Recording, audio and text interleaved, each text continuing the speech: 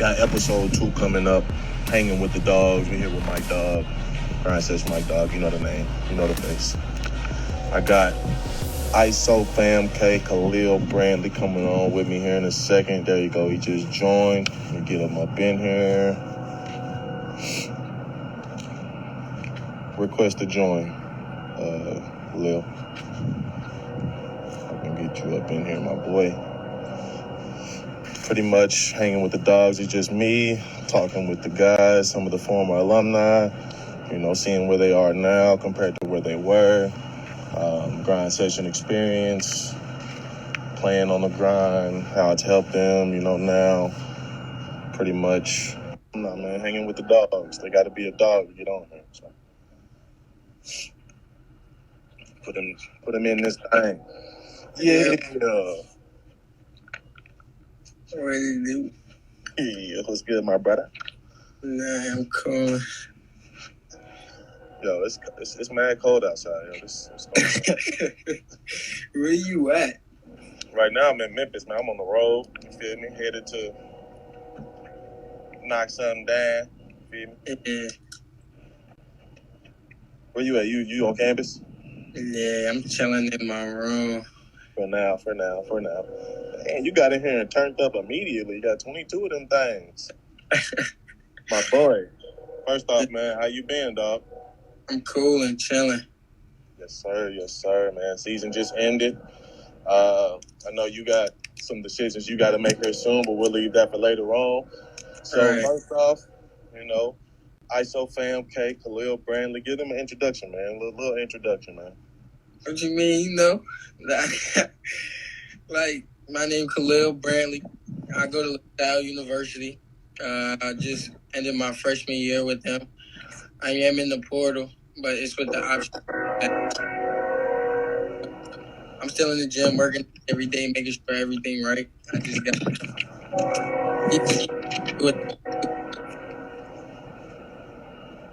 Yeah. So, I saw you was a 1-year grind session player. You had a good season. You ended up losing the Compass in the second round.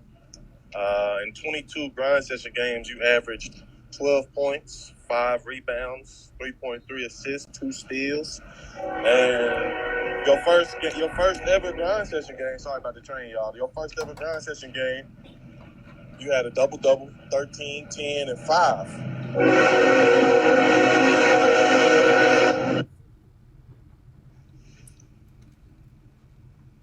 Wait, yo, I can't hear you.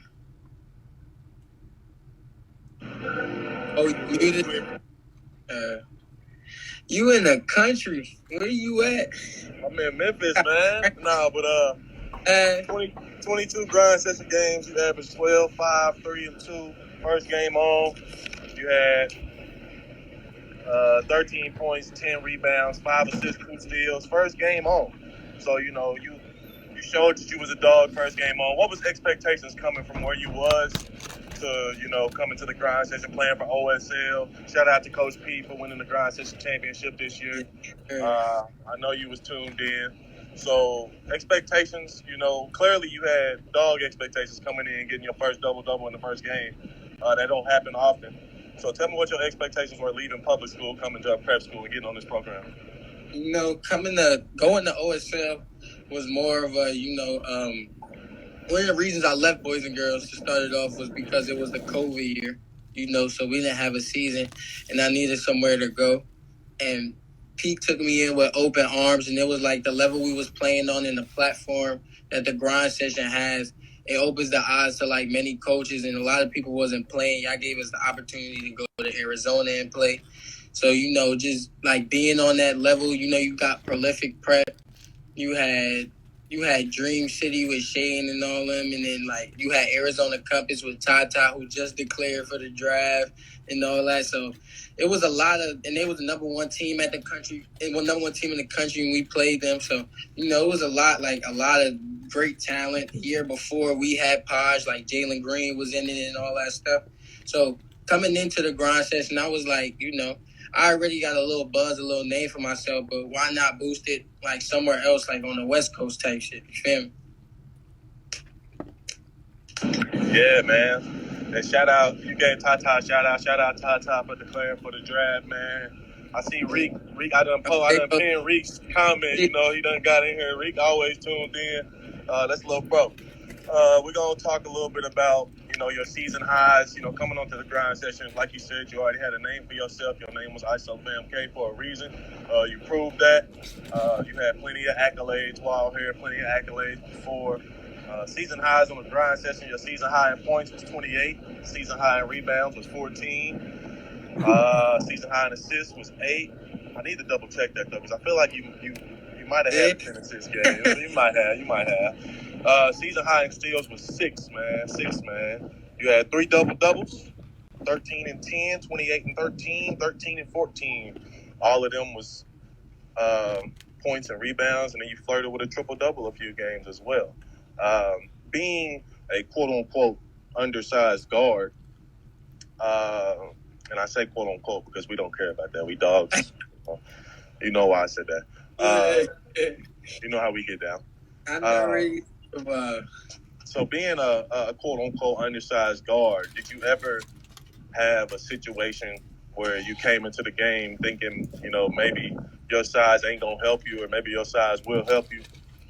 Nah, if anything about my size, like I'm a 6 foot guard. I use because a lot of people tell me I'm fast and I'm hard to guard. Like when you feel me, like I'm got Aries and all them Jones, they loaded fast. So like that's how I took it. Then I became and then I can jump and stuff now. So. Like I play above the rim, so like my size isn't really too much of a downfall. Like I don't look at it as a negative. I look at it like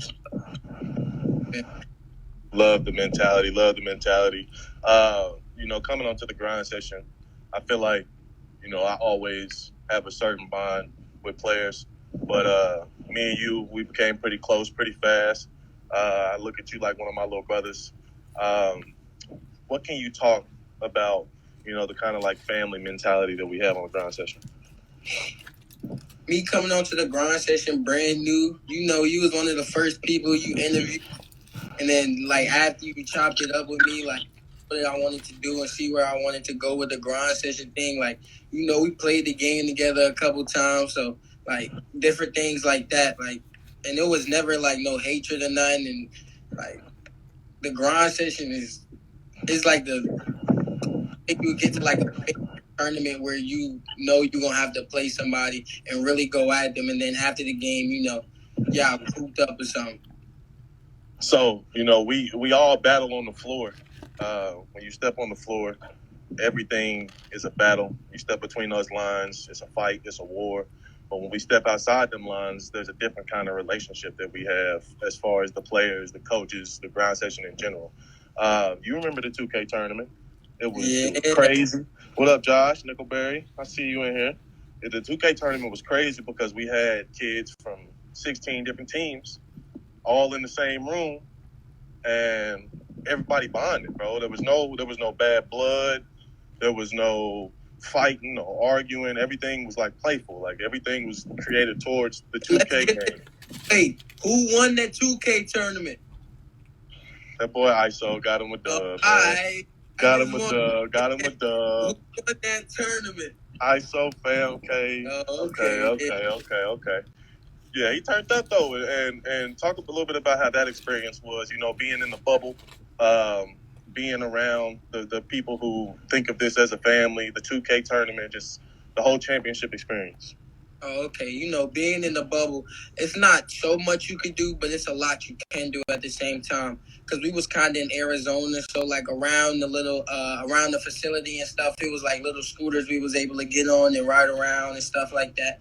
And then like the 2K tournament, being with people from like Africa and all them stuff, they playing 2K with us, and it's a whole bunch of different group of people. We're not even talking about regular basketball. Everybody cheering for one another. You would think we was all on like one team. You feel me? So it was like, and the fact that people could be competitive like that and nobody like had no arguments and no like bad blood towards each other. Like it was all love after that. But for me, for my experience with that, like all I can say is, it was an easy little thing. I didn't win no game under 15 points. So all my games were over at halftime. So my jump was kind of short. Yeah, you definitely came in with the competition with the same mentality. You came in first game on the grind, like, yeah, I'm coming in here and I'm busting ass. So yeah, you came in, made a statement, got your little 2K dub, and I think you got 2K for the free ski, didn't you? Huh? I think you got a free copy of the 2K, didn't you? Yeah, I got a free copy of it. Yeah. So, from that to where you are now, man. The grind session, I had I had some people the other day tell me that the grind session may or may not have helped their kids whenever they moved on to the next level. So tell me a little bit, did the grind session help you on the court? Did it help you off the court? Did it help you both, or did it not help you at all? Nah, it helped me in both ways because like in the grind session we had meetings and stuff with Dame Lillard trainers, and he was breaking down different things. Like I think it was one game when, not to bring him down to nothing, but he talked about how like Sharif, everybody was gassing him, but he came back and he told him he had a terrible game because the way he shot and stuff. So it was like little knowledge throughout the thing. Like it's an award ceremony at the end. So like off the court, I feel like it definitely helps you. On the court, like you can't get no better than that. Like you playing against top kids in the nation every single, like dang near every single night you in there. For me, it was different from public school and going there because public school, it was kind of like the tallest dude on the team might be 6'7", 6'10". Like we was playing, like I was playing against Adam that's about to go to Kentucky, and he punching everything in his vicinity. So it's it's different. Like it's different levels of basketball when you playing in the grind session and you just playing like. So I feel like it definitely helped me with the next level, being able to finish around big men and being able to like read the court and look at different teammates and knowing when to take and when not to take shots and stuff like that. And Yeah. is there a shot clock in the grind session? Yeah, man. That 30 seconds, my boy. And it's a shot clock in the grind session, so that definitely helps you out with the next level. Especially with that New York Jersey ball y'all be playing, man. Yeah. I don't like when teams... They need to do that for all high school basketball, though. Like, everybody need a shot clock everywhere because I feel like some teams be holding it out. Like, that's not basketball. Shot clock make you better, man. It make you run some kind of offense.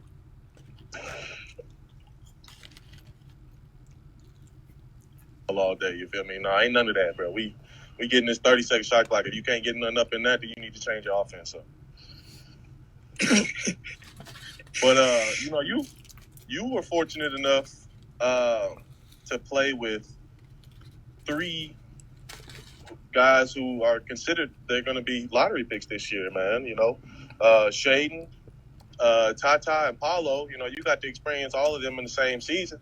How was it? You got to play against some of them. You got to just watch some of them play. How was the experience, man? I always tell people, like, I knew Paulo was a pro when he played against us in that last BFL game because of what he did. Like, remember, Sadiku didn't play that game. We busting there. We was fake, like, on them. I think we was up at half, and we up by 12. We talking. But Sadiku, like, Paulo have a bad first half. Sadiku just keep talking.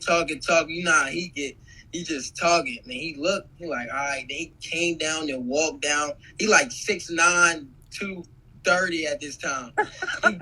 He walked down, hit 4 threes in a row, and started hitting like spin. So playing against him was, fake crazy. Like, he liked that. Take and give, though. But at the end of the day, like, I did what I did, too. Yes, sir. Of course. Always. Tata, like, I've been playing against Tata since we was in, like, 4th, 5th grade when he was with West Coast All-Stars. So playing against him is like a family reunion. He's always been good, and he's always going to, produce and stuff like that. And then Shaden. He threw it on my son, Jonathan.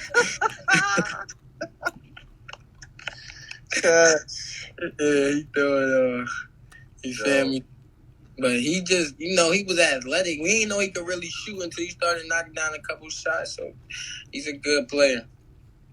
But Man, it's dog. talent. But you can't. It's really hard to find that in one setting somewhere else that travels. And we're moving like we in college, and they was me in high school. You feel me?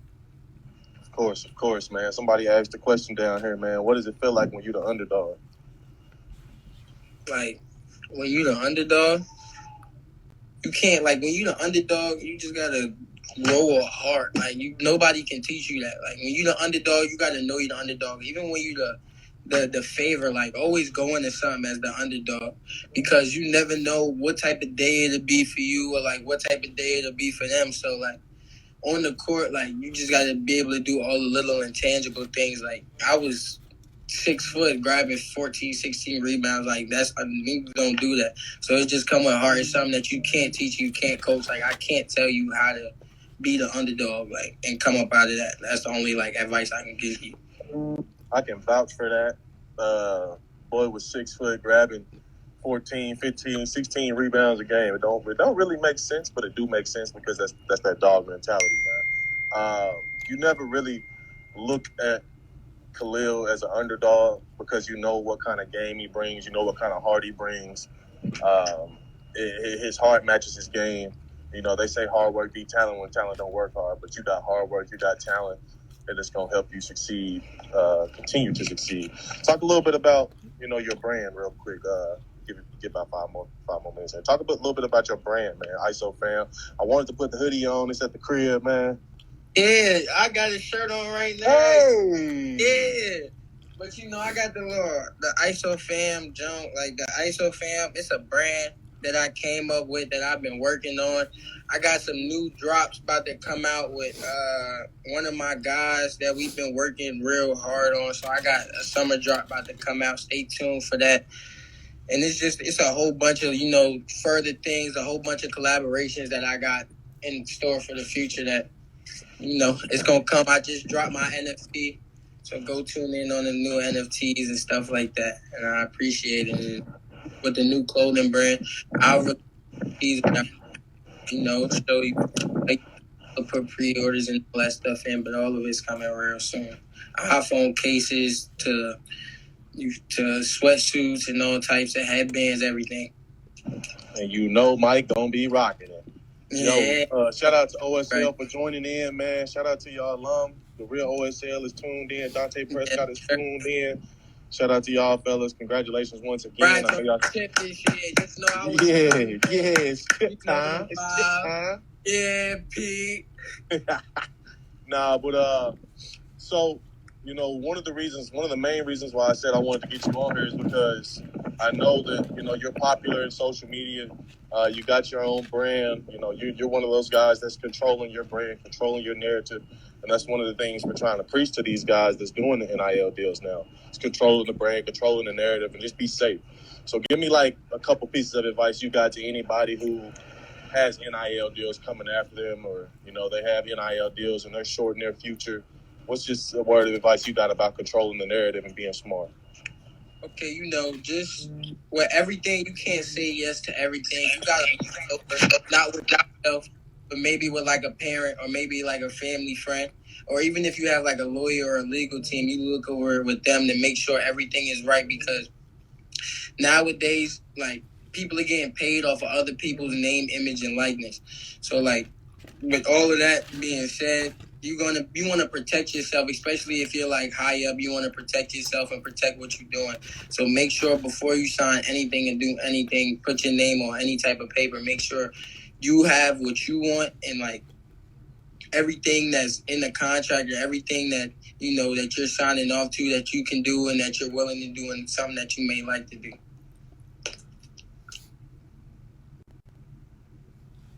You on mute, Mike? Yes, sir, man. I appreciate you tuning in. I appreciate you giving that advice, man. You got offered by LaSalle before your senior year. You committed after your senior year. Currently in the transfer portal, man, and it's deep. It's deep in that portal, but we know ISO got a home somewhere. You'll go somewhere and average another double-double as well. So tell me, man, how coming into LaSalle and now entering the transfer portal, was there anything that kind of fueled that? I know you still have the option to come back, but we don't want to say too much. Was there anything that, like, you know, fueled that? That fueled me leaving? Or, entering the portal. You saying, like, what fueled me entering the portal? Yeah. It was one of the biggest reasons is because our coach got fired. Like, our head coach got fired. So that was really the main reason that I entered the portal. Oh, yeah. So, you know, a lot of people be getting misunderstandings, like kids is only worried about certain things like points and rebounds and playing time or something. But, nah, it's not always that. You know, like it's coaching situations sometimes it's school situations, sometimes it could be proximity, you know, and never what it is. So people judge, you know, y'all based off of decisions y'all make. So I'm glad that we could get some clarification on that, man. You know, you my dog. Keeping up. We gonna keep up with each other till we can't no more. Deku, what up, boy? Oh yeah, my boy a champ. Yeah. But, man, I appreciate you, man. Anything else you want to say to the people, man? Shout out your brand. Shout out all of that. Yeah, you know, shout out the ISO fam. Shout out the gang. You feel me? It's just with this college thing, you got to be real careful on where you go when you know you transferring and things because, like, it's a 4-year breakdown. Say you play, like, 32 something a year. So, like, 32. And then after your freshman year is over, you only got, like, 9 games on your record to, like, get to where you want to go. So, you know, just be wise on where you go. Like, coaches are going to lie. Coaches will lie to you. Just try to do the best as your needs and the person that keeps. Shout out to Khalil, man. This little bro for me. Always going to be little bro, man. Wherever you land at, you know I'm going to be a fan. Got to get some gear, whether it's for sale, if you come back, or whether you go somewhere else and go ball out, regardless. But appreciate you tuning in, my boy. Shout out to y'all. Shout out to OSL. Shout out to ISO fam. Yes, sir. Yes, sir. This is episode 2 of Hanging with the Dogs with ISO fam. Okay, man. Appreciate y'all. We signing off.